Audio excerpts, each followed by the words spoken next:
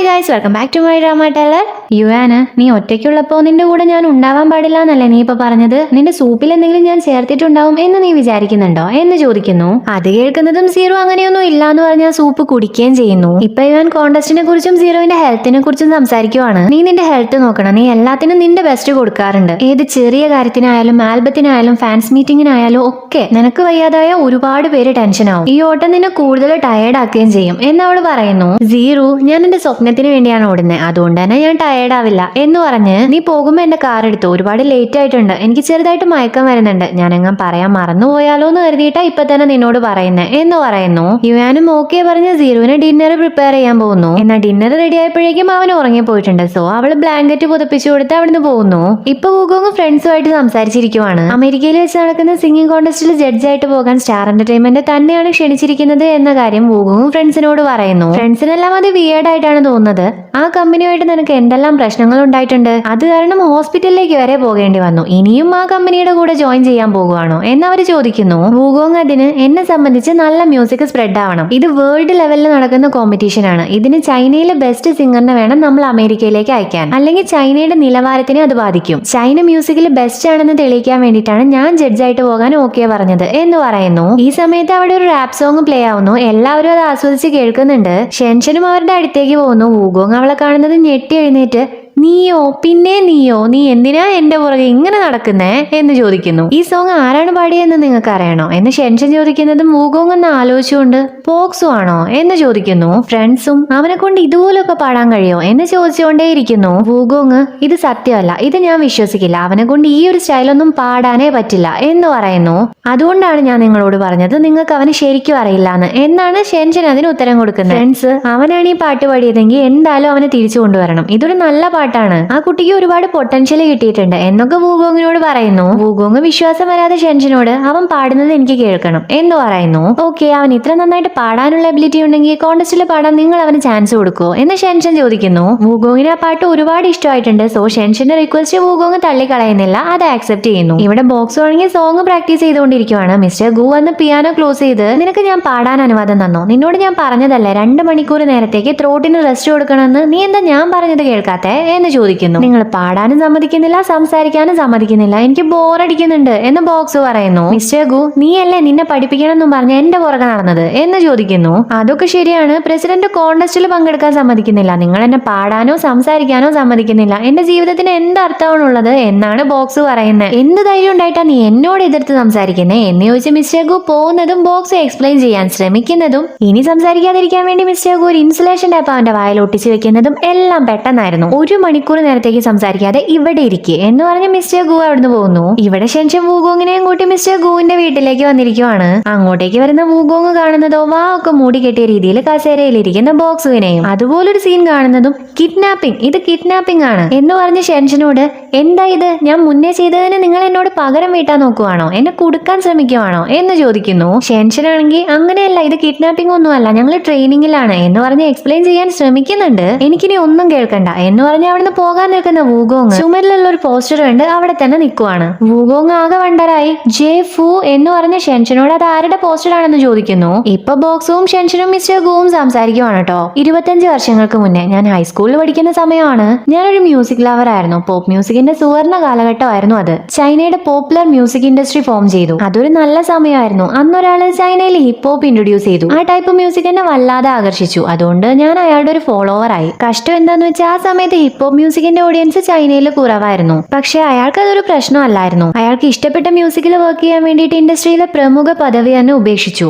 അതെന്നെ വല്ലാതെ സ്വാധീനിച്ചു. മ്യൂസിക് സ്കൂളിലേക്ക് പോയി ഈ ഇൻഡസ്ട്രിയിൽ തന്നെ വർക്ക് ചെയ്യുക എന്ന തീരുമാനം ഞാൻ എടുത്തത് അദ്ദേഹം കാരണമാണ്. അദ്ദേഹം എന്റെ ഒരു മ്യൂസിക് ടീച്ചർ എന്നതിലുപരി എന്റെ ഒരു ഉപദേഷ്ടാവ് കൂടെയാണ് എന്നൊക്കെ വൂഗോങ് പറയുന്നു. മിസ്റ്റർ ഗു ആണ് വൂഗോങ് പറഞ്ഞ ആ മ്യൂസിക് ടീച്ചർ കേട്ടോ. ബോക്സു, ഇത്ര നല്ലൊരു കരിയർ ഉണ്ടായിരുന്ന മിസ്റ്റർ ഗു എന്തുകൊണ്ടാണ് ഇപ്പൊ ഇങ്ങനെ ആയത് എന്ന് ചോദിക്കുന്നു. വൂഗോങ്, ഞാൻ മ്യൂസിക് സ്കൂളിലേക്ക് പോയ വർഷം, അദ്ദേഹം തന്റെ സ്റ്റുഡന്റിനെ കൊണ്ട് ഒരു കോൺടെസ്റ്റിന് പോയി. എന്നാൽ അതിനുശേഷം അദ്ദേഹത്തെ കാണാതായി. പിന്നെ കുറച്ചു കഴിഞ്ഞപ്പോ കേട്ടു ഡ്രഗ് ഡീലിംഗ് കേസിൽ ഉൾപ്പെട്ടിട്ടുണ്ടെന്നൊക്കെ. സത്യമാണോ അല്ലയോ എന്നൊന്നും എനിക്കറിയില്ല. എന്നാൽ എനിക്കറിയുന്ന ഒരേ ഒരു കാര്യം മ്യൂസിക് ഇൻഡസ്ട്രിയിൽ തന്നെ ഒരു ജീനിയസ് പോയി എന്നുള്ളത് മാത്രമാണ് എന്ന് പറയുന്നു. ഷെൻഷനും ബോക്സും ഈ സ്റ്റോറി കേട്ട് ആകെ വണ്ടർ ആയിരിക്കുന്നു. ഇപ്പൊ വുഗോങ് കമ്പനിയിലേക്ക് വന്ന പ്രസിഡന്റിനോട് ബോക്സുവിന്റെ ബാൻഡ് നിങ്ങൾക്ക് ഒഴിവാക്കാൻ പറ്റുമെന്ന് തന്നെയാണ് ഞാൻ വിചാരിക്കുന്നത്. നമ്മുടെ ലക്ഷ്യം ചൈനയിലെ ബെസ്റ്റ് ഐഡൽ സിംഗറിനെ കണ്ടെത്തലാണ്. ആ കോൺടെസ്റ്റിൽ പങ്കെടുക്കാൻ നിങ്ങൾ സൈൻ ചെയ്ത് കൊടുക്കണം. അവൻ എഴുതിയ പാട്ട് ഞാൻ കേട്ടു, മനോഹരമായിട്ടുണ്ട് എന്ന് പറയുന്നു. പ്രസിഡന്റ് അവന്റെ പാട്ടോ? അവൻ തന്നെ എഴുതിയതാണെന്ന് ഉറപ്പുണ്ടോ എന്ന് ചോദിക്കുന്നു.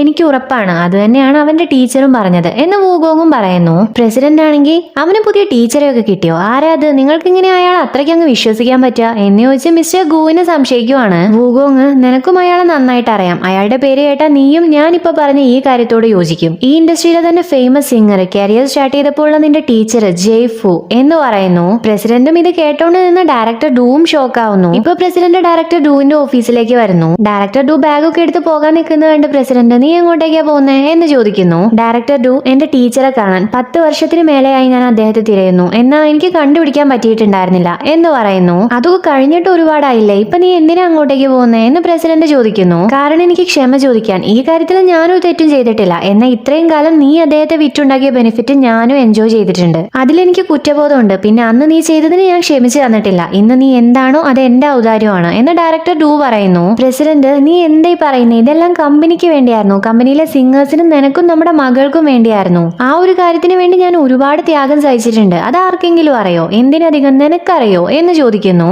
ഡയറക്ടർ ഡൂ സംസാരം നിർത്താൻ പറഞ്ഞ് മിസ്റ്റർ ഗുവിനെ കാണാൻ പോകുന്നു. പ്രസിഡന്റ് തടയാൻ നോക്കുന്നുണ്ട്, പക്ഷെ നടക്കുന്നില്ല. ഡയറക്ടർ ഡൂ മിസ്റ്റർ ഗുവിനെ കാണുന്നതും ഹഗ് ചെയ്ത് കരയുവാണ് ചെയ്യുന്നത്. ഇപ്പൊ അവർ രണ്ടുപേരും സംസാരിക്കുവാണ്. ഡയറക്ടർ ഡൂ നിങ്ങൾ എവിടെയായിരുന്നു? ഞാൻ എനിക്കറിയാവുന്ന എല്ലാവരോടും ചോദിച്ചു, പക്ഷെ ഒരു വിവരവും കിട്ടിയില്ല എന്ന് പറയുന്നു. മിസ്റ്റർ ഗു എനിക്ക് ഈ ലോകം മുഴുവൻ യാത്ര ചെയ്യണമായിരുന്നു. അവരുടെ ലൈഫിനെ കുറിച്ചൊക്കെ അറിയണമായിരുന്നു. അതിന് ഞാൻ ഈ ഇൻഡസ്ട്രി വിട്ടു. ഞാൻ കുറെ ലിമിറ്റഡ് ആൽബംസ് ഒക്കെ കണ്ടുപിടിച്ചിട്ടുണ്ട്. ഒരു ദിവസം നിനക്ക് കാണിച്ചു തരാം എന്ന് പറയുന്നു. ഡയറക്ടർ ഡൂ ഇപ്പൊ പ്രസിഡന്റിന്റെ ഭാര്യ ആയതിൽ മാപ്പ് ചോദിക്കുവാണ്. മിസ്റ്റർ ഗു അതിന് കുഴപ്പമില്ല, അതൊക്കെ ഒരുപാടായില്ലേ എന്ന് പറയുന്നതും അവൻ പണത്തിന് വേണ്ടി എതിരാളിയോട് തോറ്റതും നിങ്ങളുടെ കയ്യിൽ ഡ്രഗ്സ് ഉണ്ടെന്ന് പോലീസിന് വിളിച്ചു പറഞ്ഞതൊന്നും എനിക്ക് വിശ്വസിക്കാൻ പറ്റുന്നില്ല എന്ന് ഡയറക്ടർ ഡൂ പറയുന്നു. മിസ്റ്റർ ഗു അവൻ നിന്നോട് പറഞ്ഞോ എന്ന് ചോദിക്കുന്നു. ഡയറക്ടർ ഡൂ ഞാൻ ഫോഴ്സ് ചെയ്ത് പറയിപ്പിച്ചതാണ്. കോൺടെസ്റ്റിന് വേണ്ടി നിങ്ങൾ അവനെ കൊണ്ടുപോയി. അവൻ തിരിച്ചു വന്നു, എന്നാൽ നിങ്ങൾ തിരിച്ചു വന്നില്ല. അതിലെന്തോ പ്രശ്നമുള്ളതുപോലെ എനിക്ക് തോന്നി. അതുകൊണ്ട് സത്യം പറഞ്ഞില്ലെങ്കിൽ കല്യാണത്തിന് സമ്മതിക്കില്ല എന്ന് ഞാൻ പറഞ്ഞു എന്ന് പറയുന്നു. മിസ്റ്റർ ഗു നീ അതിന് പണ്ടേ സ്മാർട്ടായിരുന്നല്ലോ എന്ന് പറഞ്ഞ് ഞാനിപ്പോ പുതിയൊരു റെസ്റ്റോറന്റ് ഒക്കെ തുടങ്ങിയിട്ടുണ്ട്. എനിക്കിപ്പോ കുക്കിംഗ് ഒക്കെ ഇഷ്ടമാണ്. പക്ഷേ ടേസ്റ്റിന്റെ കാര്യത്തിൽ എനിക്ക് ഗ്യാരണ്ടി പറയാൻ പറ്റില്ല. ഷെൻഷനാണ് ഞാൻ ഉണ്ടാക്കുന്ന ഫുഡൊക്കെ എപ്പോഴും ടേസ്റ്റ് ചെയ്യാറുള്ള എന്ന് പറയുന്നു. ഷെൻഷൻ കാരണമാണോ അപ്പൊ നിങ്ങൾ ബോക്സുവിനെ പഠിപ്പിച്ചു കൊടുക്കാൻ സമ്മതിച്ചേ എന്ന് ഡയറക്ടർ ഡൂ ചോദിക്കുന്നതും മിസ്റ്റർ ഗു അല്ല അവൻ ടാലന്റഡ് ആണ് എന്ന് പറഞ്ഞ് ഡയറക്ടർ ഡൂവിനെ കൂട്ടിക്കൊണ്ടുപോയി ബോക്സുവിന്റെ റാപ്പ് സോങ് കേൾപ്പിച്ചു കൊടുക്കുന്നു. ഡയറക്ടർ ഡൂവിനും ആ ഒരു സോങ് കേട്ടത് ബോക്സു എഴുതിയതാണ്, ബോക്സു പാടിയതാണ് എന്നൊന്നും വിശ്വാസം വരുന്നില്ല. അവന് റാപ്പ് ഇത്ര നന്നായിട്ട് ചേരുമെന്ന് ഞാൻ വിചാരിച്ചിട്ട് പോലും ഉണ്ടായിരുന്നില്ല. ഇമോഷൻസ് കൊണ്ട് റിച്ച് ആയിട്ടുള്ള ഒരു സോങ് ആണല്ലോ ഇത്. അവനവന്റെ എല്ലാ ഇമോഷൻസും യൂസ് ചെയ്ത് എഴുതിയതുപോലെ ഉണ്ട് എന്ന് ഡയറക്ടർ ഡൂ പറയുന്നു. മിസ്റ്റർ ഗു നിനക്ക് വേണ്ടി നിന്റെ പ്രസിഡന്റ് എഴുതിയ സോങ് ഓർമ്മയില്ലേ? അതിനും ഈ ഫീൽ തന്നെ ആയിരുന്നില്ലേ എന്ന് ചോദിക്കുന്നു. അവനിപ്പോ പ്രണയത്തിലാണോ എന്ന് ഡയറക്ടർ ഡൂ ചോദിക്കുന്നു. മിസ്റ്റർ ഗു അതറിയില്ല, എന്നാ മ്യൂസിക് കള്ളം പറയില്ല എന്ന് പറയുന്നു. ഇപ്പൊ കമ്പനിയിലെ ഡയറക്ടർ ഡൂ മീറ്റിംഗ് അറേഞ്ച് ചെയ്യുന്നു. ബോക്സുവിന്റെ ബാൻഡ് മാറ്റണോ വേണ്ടയോ എന്നതിനെ കുറിച്ച് ഡിസ്കസ് ചെയ്യാൻ വേണ്ടിയിട്ടാണ് ഈ മീറ്റിംഗ്. പ്രസിഡന്റ് ഞാൻ വിചാരിച്ചു നിനക്ക് സീറോവിന്റെ പാർട്ടിസിപ്പേഷനെ കുറിച്ച് സംസാരിക്കാനായിരിക്കുമെന്ന് എന്ന് പറയുന്നു. അത് മീറ്റിംഗിന് നീ സമ്മതിക്കാൻ വേണ്ടിയായിരുന്നു എന്ന് ഡയറക്ടർ ഡൂ പറയുന്നതും ഞാനും അതിനെ അനുകൂലിക്കുന്നു. അവനെ ബാൻ ചെയ്യാൻ ശരിയായ കാരണമില്ല, ചുമ്മാ വൈരാഗ്യത്തിന് വേണ്ടിയായിരുന്നു ചെയ്തത് എന്ന് ലീനയും പറയുന്നു. പ്രസിഡന്റ് അതിന് സമ്മതിക്കുന്നില്ല.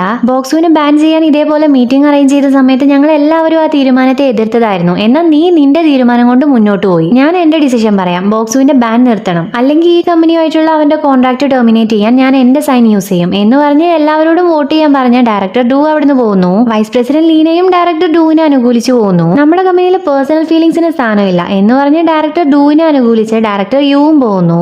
ഡയറക്ടർ നന്നിനും മിസ്റ്റർ ചങ്ങിനും അതേ അഭിപ്രായം തന്നെയാണ്. ഇവിടെ ബോക്സു ചെക്കപ്പിന് വേണ്ടി വന്നിരിക്കുവാണ്. എക്സ്റേ നോക്കി ഡോക്ടർ ബോക്സുവിനോട് വോക്കൽ നൊഡ്യൂൾസ് ചെറുതായിട്ടുണ്ട്, പോയി എന്ന് തന്നെ പറയാം, എന്ന് ഓവറായി സൗണ്ട് ഉപയോഗിച്ചാൽ ഇത് തിരിച്ചു വരാനുള്ള സാധ്യതയുണ്ട്, അതുകൊണ്ട് നന്നായിട്ട് ശ്രദ്ധിക്കണം എന്ന് പറയുന്നു. ഇത് കേൾക്കുന്ന ബോക്സു ഹാപ്പി ആവുന്നു. ഇപ്പൊ ഷെൻഷൻ ടാക്സി വിളിക്കാൻ നിൽക്കുവാണ്. ബോക്സു എന്തിനാ ടാക്സി ഒക്കെ വിളിക്കുന്നത്, നമ്മുടെ വണ്ടി ഉണ്ടല്ലോ എന്ന് പറയുന്നു. അതിനിങ്ങോട്ടേക്ക് ഡ്രൈവ് ചെയ്തല്ലോ വന്നത് എന്ന് ഷെൻഷൻ ചോദിക്കുന്നു. അതല്ല മോളെ, ഞാൻ പുതിയ വണ്ടി വാങ്ങിയിട്ടുണ്ട് എന്ന് പറഞ്ഞ് അവൻ സൈക്കിൾ കാണിക്കുന്നു. ഷെൻഷൻ കാർ എവിടെയെന്ന് ചോദിക്കുന്നു. നിനക്കറിയാവുന്ന കാര്യമല്ലേ, ഞാനത് വെബ്സൈറ്റിൽ ഇട്ടില്ലേ, ഇനി ഇതാണ് നമ്മുടെ വണ്ടി, നീ കയറി, ഞാൻ നിന്നെ റൈഡിന് കൊണ്ടുപോവാം എന്ന് ബോക്സ് പറയുന്നു. ഷെൻഷനും കയറുന്നു. ഇപ്പൊ രണ്ടുപേരും സ്ട്രീറ്റിലൂടെ നടക്കുവാണ്. ബോക്സു, എന്റെ ത്രോട്ട് ശരിയായി, പക്ഷേ നിന്റെ കമ്പനിയെ അഭിനന്ദിച്ചേ മതിയാവും, ആ കമ്പനി കാരണമാണ് നീ എന്റെ കൂടെ ഉള്ളത് എന്ന് പറഞ്ഞ് അവൻ താങ്ക്സ് പറയുന്നു. ഷെൻഷൻ തണുത്ത് അധികം കഴിക്കരുത്, സൗണ്ട് അധികം എടുക്കരുത് എന്നൊക്കെ പറഞ്ഞ് ഒരുപാട് ഉപദേശം കൊടുത്ത് നിനക്ക് വേണ്ടി ഞാൻ ഒരുപാട് കഷ്ടപ്പെട്ടിട്ടുണ്ട്, സോ നീ എനിക്ക് എന്തായാലും പ്രസന്റ് വാങ്ങി തന്നേ പറ്റൂ എന്ന് പറയുന്നു. ഓക്കെ, നീ പറഞ്ഞോ, നിനക്ക് എന്താണ് വേണ്ടത് അത് ഞാൻ വാങ്ങിത്തരാം എന്ന് ബോക്സ് പറയുന്നു.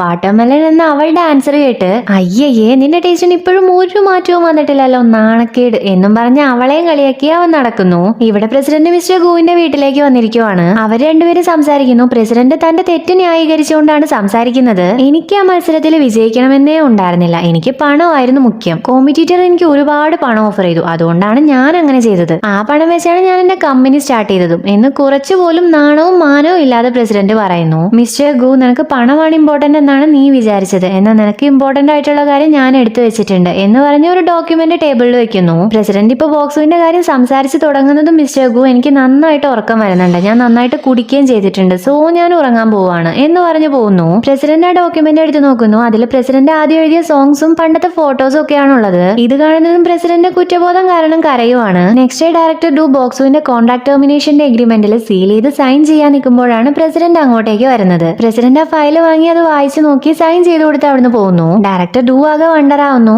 ഇവിടെ ബോക്സും ഷെൻഷനും മിസ്റ്റർ ഗുവിന്റെ വീട്ടിലേക്ക് വന്നിരിക്കുവാണ്. റെസ്റ്റോറന്റിൽ പോയി നോക്കിയപ്പോൾ ട്രാൻസ്ഫർ എന്ന ബോർഡ് വെച്ചത് കണ്ടതുകൊണ്ടാണ് വീട്ടിലേക്ക് വന്ന് നോക്കുന്നത്. അവിടെയും മിസ്റ്റർ ഗുവിനെ കാണാനില്ല. എന്നാൽ അവർക്ക് വേണ്ടി മിസ്റ്റർ ഗു ഒരു ലെറ്റർ എഴുതി വെച്ചിട്ടുണ്ട്. ബോക്സുവിനും ഷെൻഷനും വേണ്ടി എഴുതിയ ലെറ്റർ ആണ് അത്. നിങ്ങൾ ഈ ലെറ്റർ കാണുമ്പോൾ ഞാൻ പോയിട്ടുണ്ടാവും, എന്നെ കണ്ടുപിടിക്കാൻ നോക്കണ്ട, പേടിക്കേണ്ട കാര്യമൊന്നുമില്ല, ഞാൻ എന്നെ ശ്രദ്ധിച്ചോളാം. ജീവിതം എനിക്കൊരു യാത്രയാണ്, എന്റെ ലൈഫ് ഒരു ദൂരയാത്ര പോലെയാണ്. എന്റെ ജീവിതത്തിലെ ഏറ്റവും വിലപ്പെട്ട 2 ഫ്രണ്ട്സ് ആണ് നിങ്ങൾ. വർഷങ്ങൾക്ക് മുന്നേ എന്റെ മ്യൂസിക് കരിയർ അവസാനിച്ചു, എന്നാൽ എന്റെ ഹാർട്ടിലെ മ്യൂസിക് അവസാനിച്ചിട്ടുണ്ടായിരുന്നില്ല. അതെന്റെ ആത്മാവോടുകൂടെ പോകും എന്നാണ് ഞാൻ വിചാരിച്ചത്. ബോക്സുവിനെ കാണുന്നത് വരെ ഞാൻ എന്റെ ചെറുപ്പത്തിൽ എങ്ങനെയായിരുന്നു അതുപോലെ തന്നെയാണ് ബോക്സും. സ്ട്രേറ്റ് ഫോർവേഡ് ആണ്, ടാലന്റഡ് ആണ്, കോൺഫിഡന്റും ആണ്. അവൻ എഴുതിയ ചൈനീസ് ഹിപ്പ് ഹോപ്പ് കേട്ടതുകൊണ്ടാണ് അവനെ പഠിപ്പിക്കാൻ ഞാൻ സമ്മതിച്ചത്. ഞാൻ തോറ്റുപോയതും തിരിച്ചു കൊണ്ടുവരണം എന്ന് ആഗ്രഹിച്ചതുമായിരുന്നു ഒന്നായിരുന്നു അത്. ബോക്സുവിന്റെ മ്യൂസിക് ഈ ലോകം മുഴുവൻ കേൾക്കും എന്നെനിക്ക് നല്ല വിശ്വാസമുണ്ട്. ഒരുപക്ഷെ ഇപ്പൊ അവൻ തനിച്ചായിരിക്കും, എന്നാൽ മ്യൂസിക്കിനെ കുറിച്ച് അറിയുന്ന ആളുകൾ എന്തായാലും അവന്റെ കൂടെ ഉണ്ടാവും. ബോക്സു, നിന്റെ മ്യൂസിക് സ്റ്റൈൽ എന്നിൽ നിന്നും മോശമല്ല, അതുകൊണ്ട് തന്നെ നിന്നെ ഞാൻ പഠിപ്പിക്കേണ്ട കാര്യമില്ല. ഷെൻഷ, ഞാൻ കണ്ടതിൽ വെച്ച് ഏറ്റവും ഡിറ്റർമിനേഷൻ ഉള്ള ഗേള് നീയാണ്. നിങ്ങൾക്ക് വേണ്ടത് എന്താണോ അത് നിങ്ങൾക്ക് തീർച്ചയായും കിട്ടും. കൂടാതെ എന്റെ ഒരു ഫ്രണ്ട് ഉണ്ട്, ജസ്റ്റിൻ,